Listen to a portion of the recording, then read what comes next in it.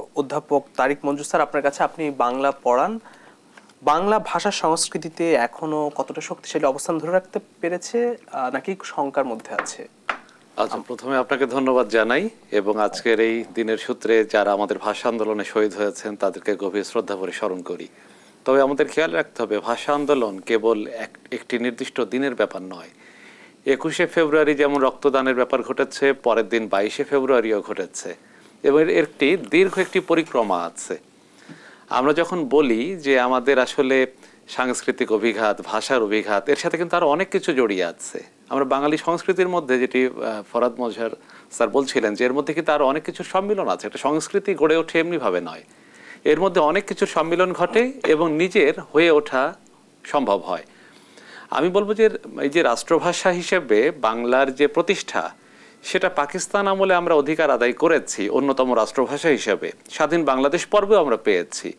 আমরা যখন ভাষা নিয়ে কথা বলতে চাই তখন দুইটা কথা বলি, যে একটা হলো তার মর্যাদা পরিকল্পনা, আর একটা হলো তার কাঠামোগত দিক, অন্যান্য দিক যেটা আরো বিস্তৃত।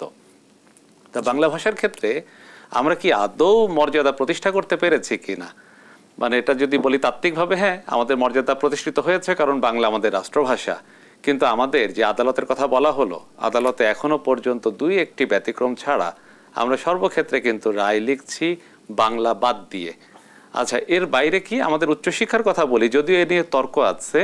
যেমন জ্ঞানের বিস্তার এবং অগ্রসরতা এখন এত দ্রুত হয় যে আমি সেটাকে অনুবাদ করে আমি একজন মানে উচ্চশিক্ষায় আমি ব্যবহার করব, সেটা কঠিন।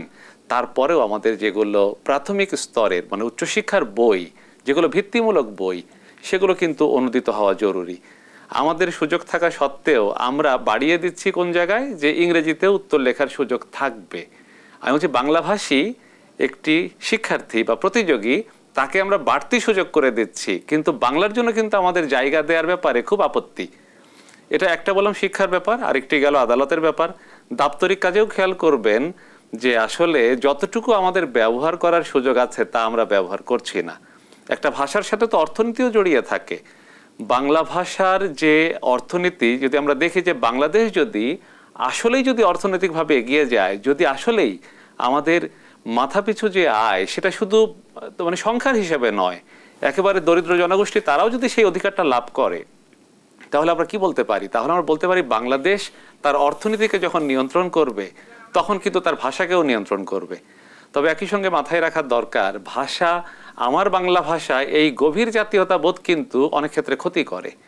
মানে আমি বলছি অন্য ভাষাকে আমরা কোনোভাবেই অতিক্রম করে কোনো কথা বলতে পারবো না। এমনকি 52-র পরিপ্রেক্ষিতে এই 1953 সালে হাসান হাফিজুর রহমান যে সংকলন বের করলেন 21শে ফেব্রুয়ারি নামে, সেখানে কবিতা ছিল, সেখানে প্রবন্ধ ছিল, আরো অনেকগুলো লেখা ছিল, সেখানে গল্প ছিল। সেখানে একটি প্রবন্ধের মধ্যে বলা হচ্ছে যে বাংলা ভাষার জন্য আন্দোলন করা মানে কিন্তু এই নয় যে শুধু বাংলা ভাষার জন্য, আরো অনেকগুলো ছোট ছোট ভাষা ছিল তখন পাকিস্তানে, এবং ছোট বড় আরো অনেকগুলো ছিল। ফলে প্রত্যেকটা ভাষার দিকেই কিন্তু আমাদের খেয়াল রাখতে হয় যে আমাদের অধিকারের কথা বলতে গেলে শুধু বাংলা বললে হবে না। বাংলাদেশের প্রেক্ষাপট দিয়ে বিচার করলে হয়তো বাংলা বাংলা বলছি আমরা, যেহেতু বৃহৎ জনগোষ্ঠীর ভাষা, কিন্তু আরো যে ছোট ছোট আরো অনেকগুলো প্রায় 50-এর মতো ভাষা আছে, সেগুলোকে কিন্তু আমরা একেবারেই বিবেচনায় নিই না।